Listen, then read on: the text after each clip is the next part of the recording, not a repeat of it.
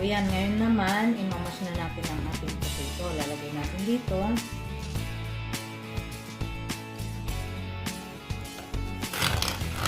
Ikutin natin.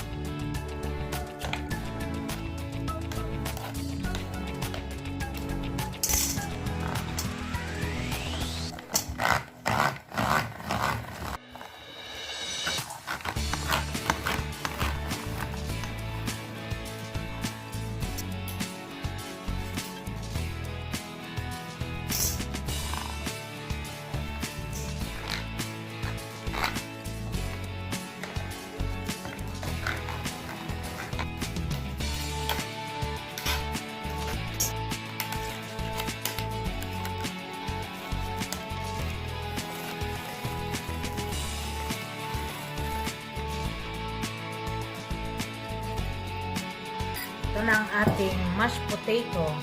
Ayan. Ganyan na siya. Pagka na-mash mo na siya, o malambot. Ngayon, lalagay na natin ang ibang ingredients niya like asin. Ating asin. Ayan. Ating pepper.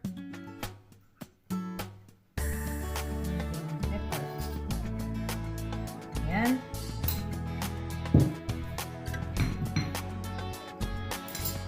Lalagay na rin natin ang ating prosciutto, ang ham natin. Ayan, na hiwa-hiwa na maliliit. Ayan. Ang ham.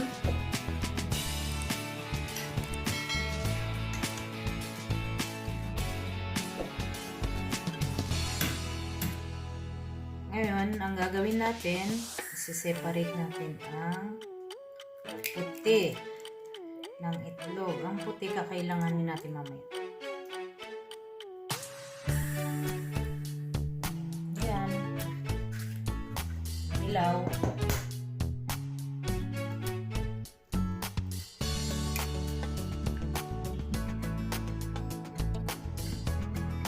Lalagyan natin dito ang ilaw ng itlog. Yung puti, separate natin. Kakailanganin natin.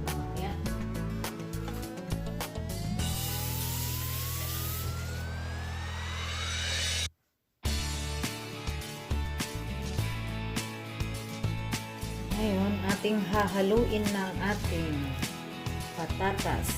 Ayan.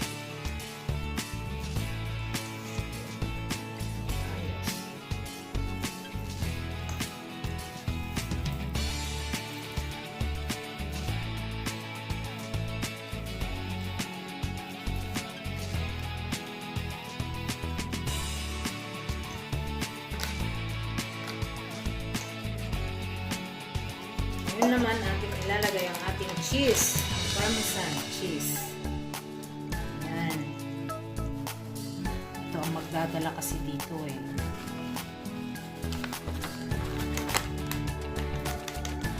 Ayan. Parmesan cheese.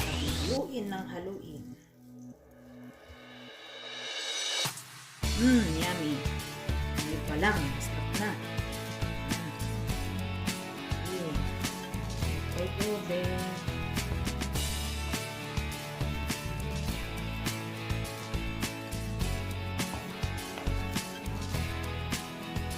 haluin ng maayos.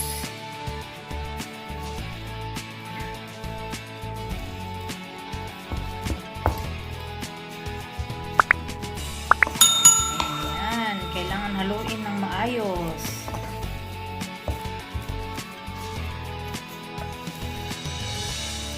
Ayan, ganito siya pagka nahalo na siya na maayos. Yan. Tapos na nating haluin ang ating mashed potato at ang ibang ingredients. Ngayon, kailangan na nating mag-proceed. Ito naman.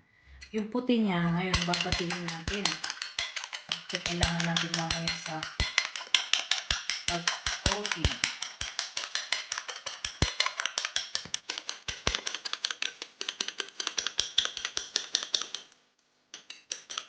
Ayan. Ganyan. Yan, kuha tayo ng bowl natin. Lalagay na natin ang ating breadcrumbs.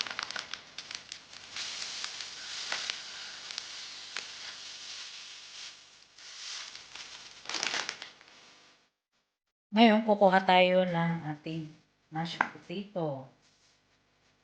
Yan.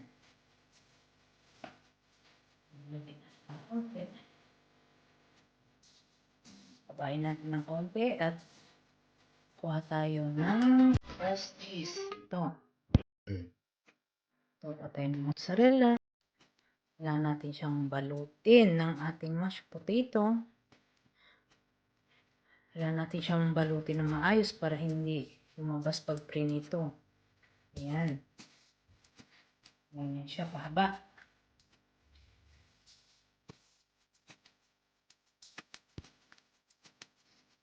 Sausaw natin ng kaunti dito sa may loob. Tapos lagay natin agad dito sa breadcrumbs.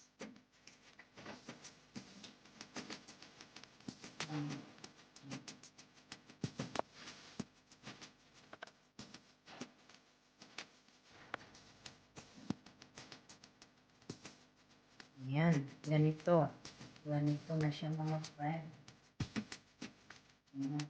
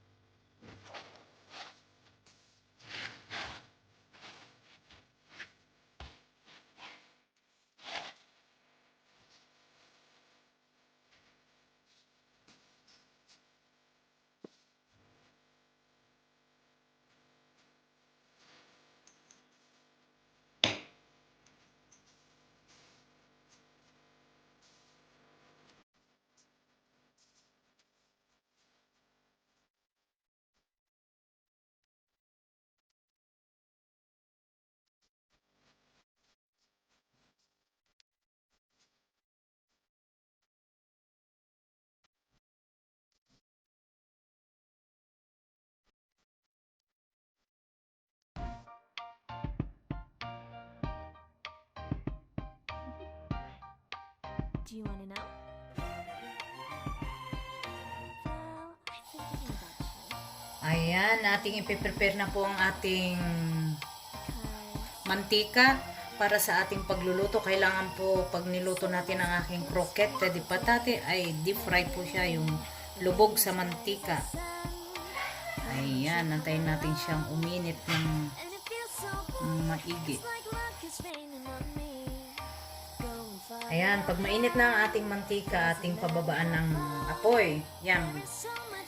Slow fire dapat siya. Tapos tayo maglalagay na ng ating croquette.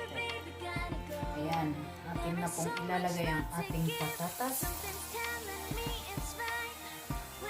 Kailangan mahina lang po ng apoy, ha? Para hindi po siya masunog.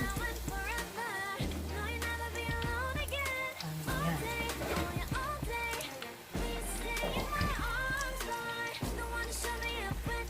Kailangan light brown siya. Pwede na natin yung tama. Ayan. Tingnan na natin kung okay na. Ayan, okay na siya. Oh. Pwede na natin siya. Ganyan na, okay na siya. Kasi light brown na.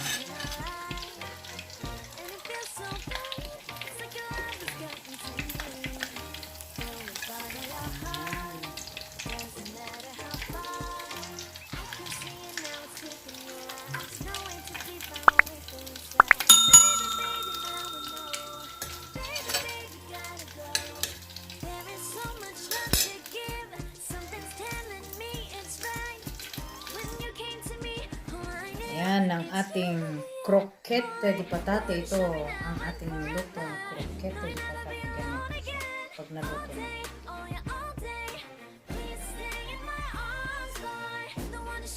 Light brown. Kung mas gusto niyo pa ng mas brown pa ng kaunti, okay naman.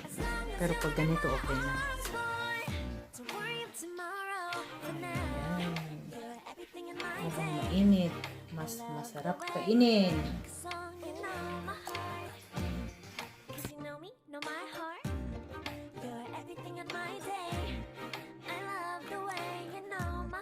Yeah, alright. The one who showed me now and forever. No, you'll never be alone again. All day, oh yeah, all day. I can let you know that you're my boy.